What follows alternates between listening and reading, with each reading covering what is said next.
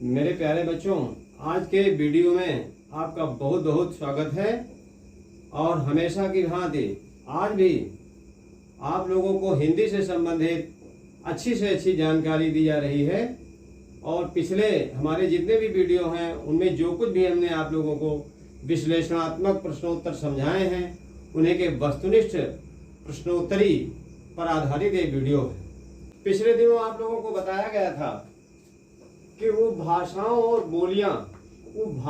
और बोलियां हिंदी के 10 बड़े राज्यों को 5 उपभाषा क्षेत्रों में बांटा गया है और 5 उपभाषा क्षेत्रों को 17 बोलियों में बांटा गया है।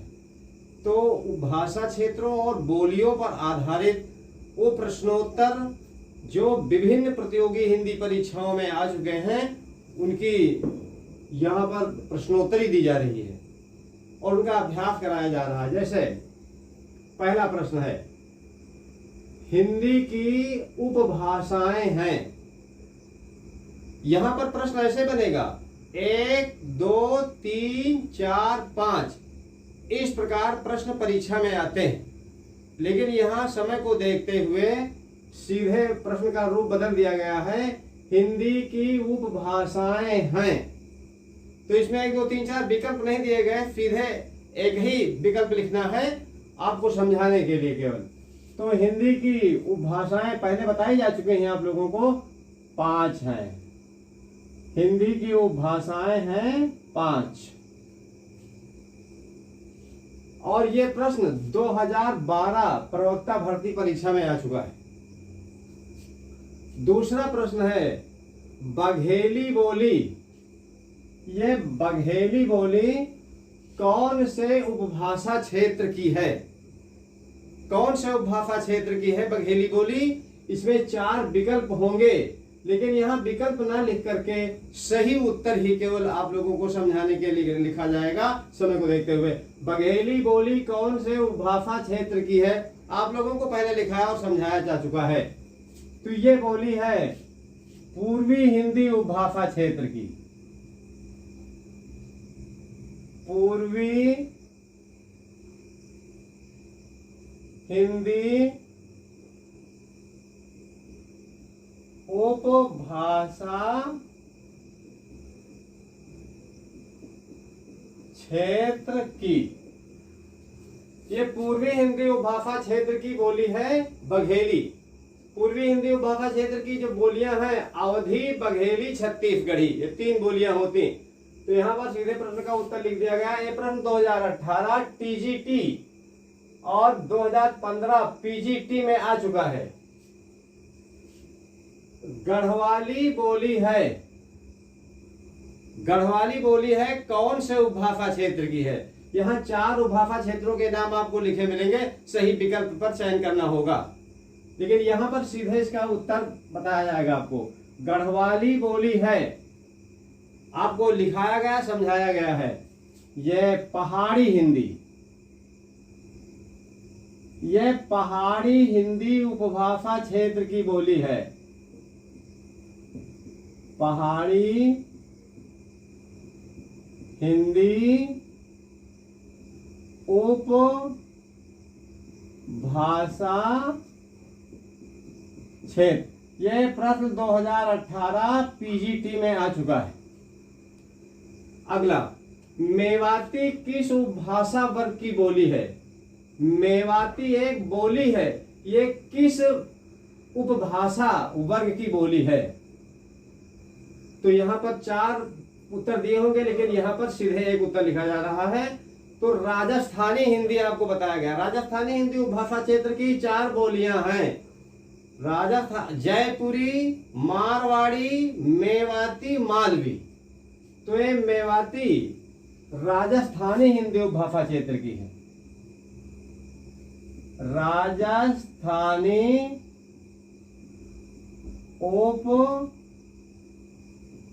उपभाषा क्षेत्र। और यह प्रश्न 2009 में टीजीटी में आ चुका है। अब 5वां प्रश्न है बच्चों, 5वां प्रश्न है अवधी एक बोली है, इसका उपभाषा क्षेत्र क्या है? अर्थात ये अवधी बोली किस उपभाषा क्षेत्र की है? अब यहाँ 4 उपभाषा क्षेत्र लिखे जाते, एक सही होता, लेकिन सीधे सही वाला ही लिखा जा रहा है यहाँ पर। अवधी पूर्वी हिंदी उपभाषा क्षेत्र की बोली है। पूर्वी हिंदी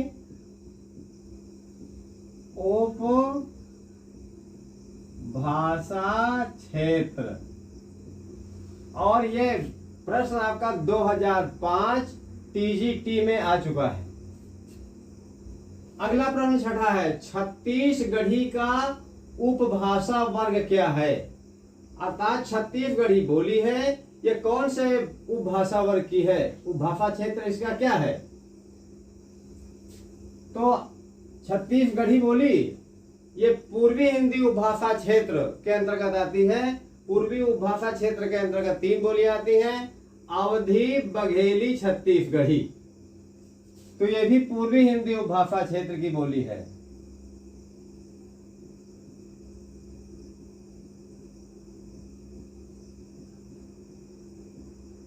पूर्वी हिंदी उपभाषा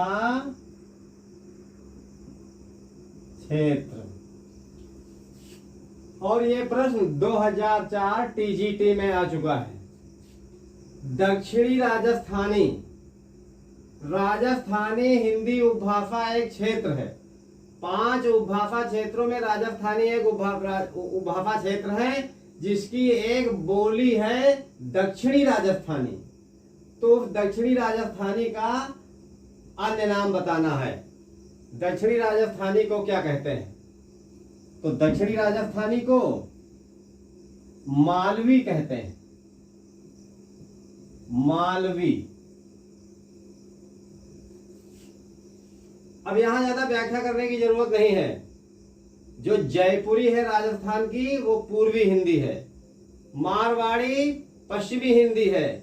मेवाती उत्तरी है और मालवी दक्षिणी है, दक्षिणी राजस्थानी है। यह प्रश्न 2018 पीजीटी में आ चुका है। बांगरू बोली का प्रसिद्ध नाम।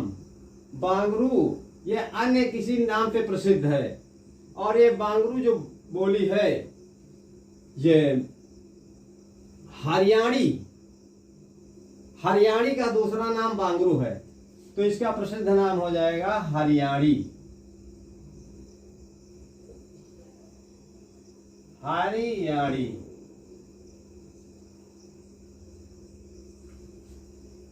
अगला, बांगरू किस उपभाषा क्षेत्र की बोली है? अर्थात ये बांगरू बोली जिसका नाम हरियाणी है, ये किस उपभाषा क्षेत्र की है? तो ये पश्चिमी हिंदी उपभाषा क्षेत्र की है। पश्चिमी हिंदी उपभाषा क्षेत्र। और यह प्रश्न 2002 टीजीटी में आ चुका है। 10वां प्रश्न है, ये एक बोली हमारी है जिसमें इन शब्दों का प्रयोग ज्यादा होता है। गैल, भैल, आयल, आयल, गैल, भैल, इसका प्रयोग होता है। तो ये क्रियाएं किस बोली की हैं? ये बोली बिहारी हिंदी उपभाषा क्षेत्र की बोली है, जिसका नाम है भोजपुरी। भोजपुरी। और ये प्रश्न 2018 में यूपीपीसीएस परीक्षा में आ चुका है। अगला प्रश्न है 11वां प्रश्न, ब्रजभाषा का उपभाषा क्षेत्र क्या है? ब्रजभाषा का उपभाषा क्षेत्र है, विस्तृत उत्तर पहले लिखाए जा चुके हैं। ब्रजभाषा का उपभाषा क्षेत्र है पश्चिमी हिंदी। पश्चिमी हिंदी उपभाषा क्षेत्र। उपभाषा क्षेत्र। यह 2004 टीजीटी की परीक्षा में प्रश्न आ चुका है। 12वां, खड़ी बोली। खड़ी बोली का उपभाषा क्षेत्र, खड़ी बोली का उपभाषा क्षेत्र है पश्चिमी हिंदी उपभाषा क्षेत्र। पश्चिमी हिंदी उपभाषा क्षेत्र, पश्चिमी हिंदी उपभाषा क्षेत्र, यानी ये ब्रजभाषा और खड़ी बोली ये दोनों पश्चिमी हिंदी उपभाषा क्षेत्र की बोलियां हैं। और ये 2014 में पीजीटी में प्रवक्ता भर्ती की परीक्षा में आ चुका है। 13वां भोजपुरी का उपभाषा क्षेत्र है, या भोजपुरी किस उपभाषा क्षेत्र की बोली है? तो ये भोजपुरी बिहारी हिंदी उपभाषा क्षेत्र की बोली है, क्योंकि बिहारी उपभाषा क्षेत्र की बोलियां हैं भोजपुरी, मैथिली, मगही। तो ये बिहारी हिंदी उपभाषा क्षेत्र की बोली है। बिहारी हिंदी उपभाषा क्षेत्र 2010, ये प्रश्न 2010 में, 2019 में ये टीजीटी की परीक्षा में आ चुका है। टीजीटी की परीक्षा में आ चुका है। बघेली का उपभाषा क्षेत्र है, बघेली। तो ये बघेली एक बोली है जो पूर्वी हिंदी उपभाषा क्षेत्र की बोली है। तो बघेली का उपभाषा क्षेत्र है पूर्वी हिंदी उपभाषा क्षेत्र, पूर्वी हिंदी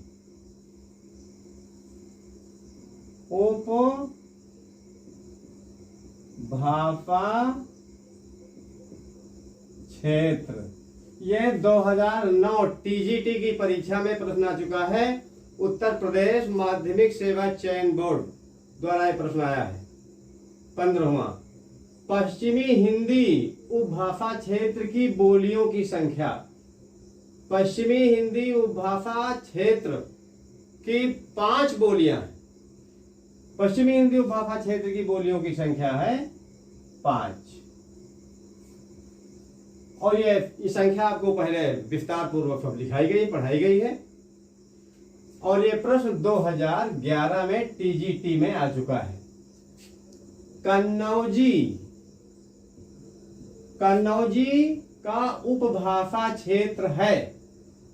कन्नौजी का उपभाषा क्षेत्र है, ये पश्चिमी हिंदी उपभाषा क्षेत्र के अंतर्गत आते हैं कन्नौजी। तो कन्नौजी का उपभाषा क्षेत्र है पश्चिमी हिंदी उपभाषा क्षेत्र,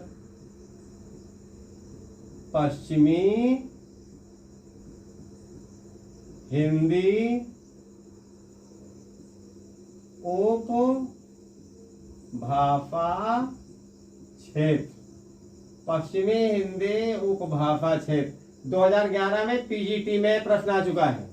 पश्चिमी हिंदी उपभाषा क्षेत्र कन्नौजी का उपभाषा क्षेत्र है पश्चिमी हिंदी उपभाषा क्षेत्र। और यह प्रश्न 2011 पीजीटी की परीक्षा में आ चुका है। अगला खड़ी बोली के जन्म का समय है। खड़ी बोली के जन्म का समय है लगभग सन 1000, लगभग सन 1000 के। तो यहां पर 1000 ईस्वी लगभग।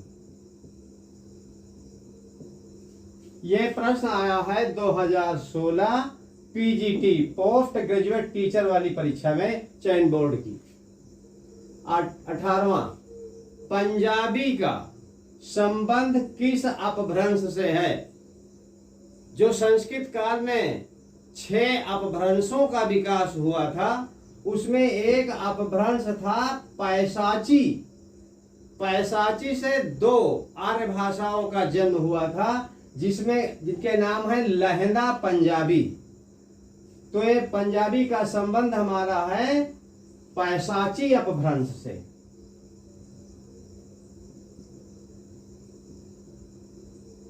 ये पैशाची से इसका संबंध है। और ये प्रश्न आया है यूपी पीसीएफ और एलटी ग्रेड परीक्षा में आ चुका है। 19वां प्रश्न है, पूर्वी हिंदी का विकास किस अपभ्रंश से हुआ? पूर्वी हिंदी का विकास किस अपभ्रंश से हुआ है? तो जिस प्रकार सौर सैनी से पश्चिमी हिंदी, राजस्थानी हिंदी, गुजराती हिंदी, पहाड़ी हिंदी का विकास हुआ, उसी प्रकार मागधी से,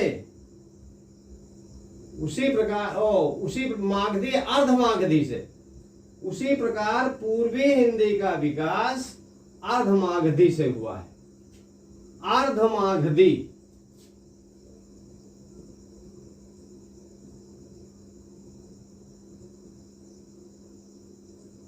पूर्वी हिंदी का विकास अर्धमागधी अपभ्रंश से हुआ है। यह प्रश्न 2012, 2017, 2015 जीआईसी टीजीटी में और जीआईसी प्रवक्ता में पूछा जा सका है। इस प्रश्न की बहुत बार पुनरावृत्ति हो चुकी है। 20वां, खड़ी बोली का जन्म किस अपभ्रंश से माना जाता है?